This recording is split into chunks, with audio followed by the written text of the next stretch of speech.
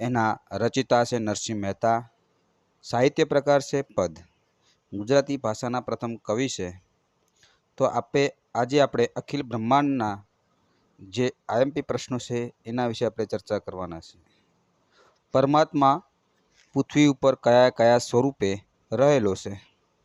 તો પરમાત્મા તાત્વિક દ્રષ્ટિએ એક જ છે। એકમ સત્વ વિપ્રા બૌદ્ધા વિનંતી સત્તા પુત્રી ઉપર જુદા જુદા સ્વરૂપે અનંત રૂપ પાસે છે। આપના દેહમાં, તેમાં દેવ રૂપે તત્વમાં, તેજ રૂપે શૂન્યમાં, શબ્દ રૂપે છે।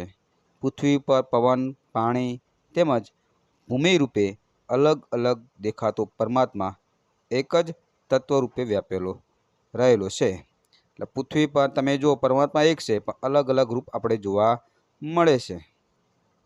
બીજા નંબરનો પ્રશ્ન છે, સોનું તો આખરે જ સોનું જ છે, એ સાથી કહી શકાય? તો સોનામાંથી અનેક ઘટનાઓ ઘરેણાં બને છે। જુદા જુદા ઘાટના ઘરેણાં જુદા જુદા નામ આપવામાં આવે છે, જેમ કે વીંટી, પોચી, બંગડી, માથાની પીન, ચીપિયા, બેન્ડન્ટ, ચેન, નેકલેસ, બાજુબંધ, પગના વીંછિયા, કડલા, પાયલનો જોડો વગેરે। પણ આખરે તો એ સોનાના રૂપો જ છે, એ પરથી કહી શકાય કે સોનું તો આખરે જ સોનું છે।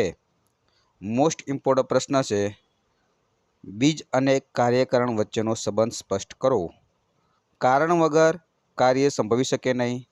જેમ કે બીજ એક કારણ છે, તો વૃક્ષ એક કાર્ય ભેજને ધરતીમાં રોપી